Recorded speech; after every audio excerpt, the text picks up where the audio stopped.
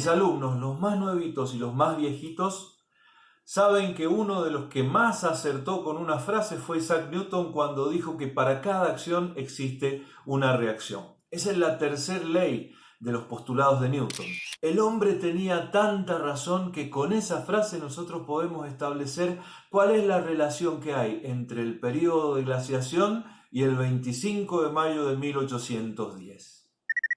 Viste que nosotros siempre vemos a la historia con las hojas amarillas, un olor a viejito así que es un poco incómodo, que todo suena como que ya pasó, ya está ahí, entonces bueno, ya, ¿por qué estudiar historia? Estudiar historia es aburridísimo, depende de cómo lo miremos. Si a nosotros nos muestran el 25 de mayo de 1810, Cabildo, paraguas sí, paraguas no, el pueblo quiere saber de qué se trata, queda como un hecho aislado que, bueno, está bueno, sí, entiendo, pero ¿por qué? La historia se pone buena cuando nosotros empezamos a ver cuál fue la acción que llevó a tal reacción, la causa y la consecuencia. Podemos hilar absolutamente todo, y en este caso está bueno que podamos hilar el periodo de glaciación con el 25 de mayo de 1810. Para eso, bueno, tenemos que entender que el hombre llegó a América gracias a ese periodo, porque tuvo que cruzar caminando un estrecho, el estrecho de Bering, pero a pesar de que tenga un nombre estrecho, el estrecho no es tan estrecho, son más de 80 kilómetros de agüita. Si no hubiera sido porque esa agua estaba congelada, la llegada del hombre se hubiera tardado un poco más o probablemente hubiera sido por otros rincones.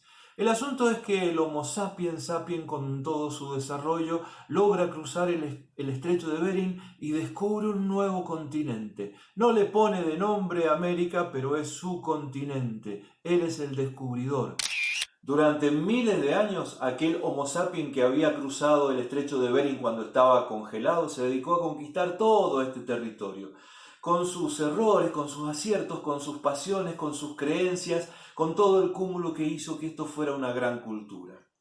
Todo eso se terminó un día en particular. Eso fue el 12 de octubre de 1492. Ese día llegó Cristóbal Colón con 3 caravelitas de Morondanga con la excusa de encontrar una nueva ruta para comerciar con los indios, porque ellos tenían problemas con los moros, toda una historia. Entonces dijo, bueno, vamos a ir por el otro lado, vamos a llegar y estaremos en India en poquito tiempo. Eso no fue como ellos lo dijeron y en poco tiempo comenzó la invasión y el saqueo a este territorio.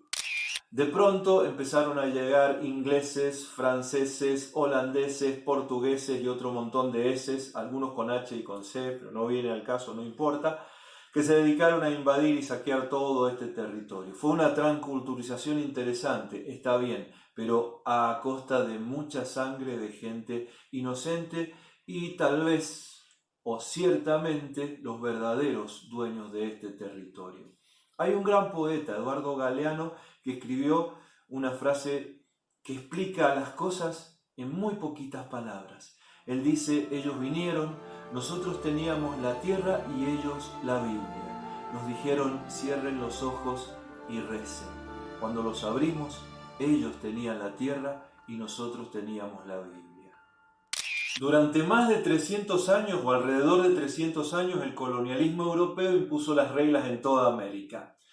Pero como cada acción tiene una reacción, estas situaciones fueron un poquito cansando a los habitantes de América hasta que por allá el norte dijo basta. Eso fue el 2 de julio de 1776. Ese día los estadounidenses decidieron independizarse de Inglaterra. 2 días después, el 4 de julio de 1776, los locos firman la Declaración de la Independencia y por fin le dicen chao Inglaterra, chao Europa, nosotros somos independientes. Aquí es donde más se ve este principio de acción y reacción, porque las reacciones de Europa no tardaron en hacerse presentes. Por ejemplo, España, al año siguiente, en 1777, crea el Virreinato del Río de la Plata. Por las dudas, no vaya a ser que algo pase por acá. Pero las situaciones en el Río de la Plata eran incómodas para la gente que vivía por acá, porque el sacrificio era enorme y la corona era quien se llevaba todos los réditos del sacrificio. Y también pasaron otras cositas por allá por Francia. En 1789 los franceses se hartaron de la monarquía tiránica que los gobernaba. Entonces dijeron: acá se arma el Bardé francesé, la piñadera gigantesca de los franceses. En 1789 los franceses le dicen adiós al rey Luis XVI y se comenta por ahí que hasta la reina María Antonieta había perdido la cabeza por tal situación. Las noticias llegan porque Francia deja de tener súbditos y empieza a tener ciudadanos. Esa noticia empieza a cundir también por América y tal vez haya generado el deseo en los criollos de vivir como empezaron a vivir los franceses. Entre el 24 y el 27 de junio de 1806, los ingleses estaban enojadísimos con los españoles. Es más, los ingleses tenían ya una guerra, la guerra anglo-española desde 1804 con los españoles. Y con el objetivo de anexar el virreinato del Río de la Plata a la corona inglesa, los locos invadieron esta tierra. Bueno, el asunto es que venían al mando del general Beresford, unas piñaderas por ahí en las cercanías del río, hasta que algunas tropas que tenía el virrey Santiago de Liniers fueron derrotadas antes de llegar a la costa, llegan a la costa y desembarcan. Obviamente los criollos van a Rafael de Sobremonte, el virrey del virreinato del Río de la Plata en ese momento, y le dicen: don Sobremonte, mira, hay unos muchachos que vienen de Inglaterra y dicen que nos vayamos, preparemos los bolsitos porque ellos se van a quedar con todo. Sobremonte piensa un segundo la situación y les dice: miren muchachos, a ver, un poquitito aguántenme por acá que yo voy al baño y vuelvo. Se sintió el manso portazo por ahí. ¿Qué hizo el virrey? Se fue a Córdoba, no organizó la defensa del virreinato, tuvo miedo, tuvo, no sé, necesidad de guardar el tesoro para la corona, vaya a saber cuáles habrían sido sus razones. Estoy seguro que Felipe Piña lo sabría, yo no. No sabés cómo me gustaría ver una película con todo esto, porque sería fantástico entenderlo. Bueno, como te digo, cada acción supone una reacción. El virrey Sobremonte, en la invasión inglesa, se fue, se rajó, huyó, se escapó, no organizó la defensa. Obviamente por esta acción fue destituido y en su lugar fue puesto otro virrey, Santiago de Liniers, quien sí había peleado en la invasión anterior. Y digo invasión anterior, ¿sabes por qué? Porque hay otra invasión más al año siguiente. Los ingleses vuelven a intentarlo, esta vez mucho más nutridos, mucho más armados, al mando de un general con mucha experiencia, John Whitelock, creo que se pronuncia, quien invadió la ciudad el 4 de junio de 1807. Pero las cosas esta vez se pusieron muy ásperas. Estas son las historias de la gente defendiéndose desde adentro de las casas, tirando piedras, agua caliente, como podían. La resistencia de la ciudad de Buenos Aires la armó el alcalde de la ciudad, Martín de Álzaga, con el virrey Liniers. Y hubo una lucha encarnizada. Consecuencia, los ingleses fueron otra vez destrozados, a pesar de que venían con 5.000 hombres para no fallar en el intento. Esta segunda invasión inglesa también trae el descontento de los criollos, porque no saben que es la última invasión y piensan que pueden haber otras más. Pareciera que estos fueran los momentos como para tomar las decisiones en manos propias. En la historia del mundo siempre han aparecido personajes que han querido poner de rodillas al mundo.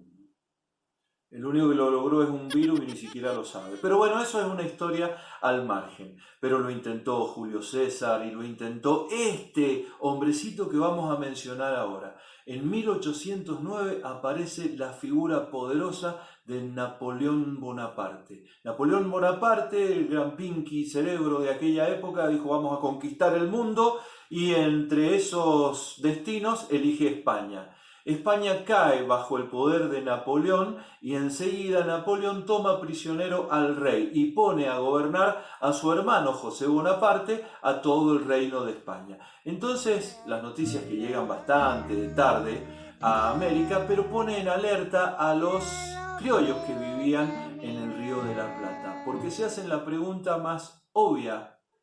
Si el rey ya no manda sobre España, tampoco manda sobre sus colonias. Si el rey no manda, si España no está a cargo, nosotros a cargo de quién estamos. Somos españoles, somos franceses, ¿qué somos?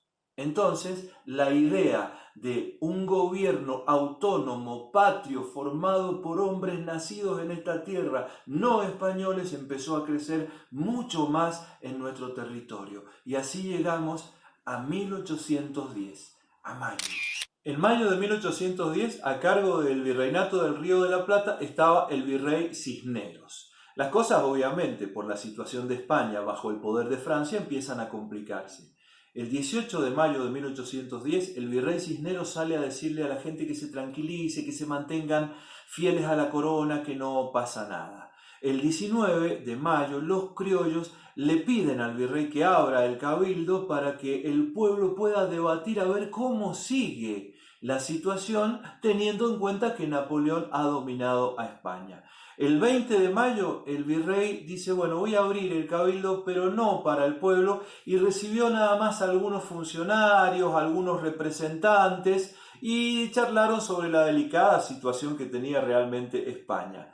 El 21 de mayo es cuando el virrey dice que bueno, que se va a abrir el cabildo para toda la gente para que se puedan tomar decisiones en conjunto. Al día siguiente, el 22 de mayo, el pueblo le pide al virrey que se vaya, que renuncie, que deje el cargo. Obviamente el virrey no quería, pero ante la mirada del pueblo, unas 600 personas reunidas enfrente al cabildo, algunos armados, y la inquietante presencia de Manuel Belgrano, que a pesar de tener fama de ser un hombre muy distinguido y un patriota con mayúscula, también tenía fama de ser un hombre bastante irascible, y si él se enojaba, salía de su boca una frase como yo te paso por las armas, algo así. El 23 de mayo fue un día que podemos decir hasta raro o gracioso, porque ese día el virrey ya se había ido y se anuncia una nueva junta de gobierno. Señores, hemos decidido tener una nueva junta de gobierno cuyo presidente va a ser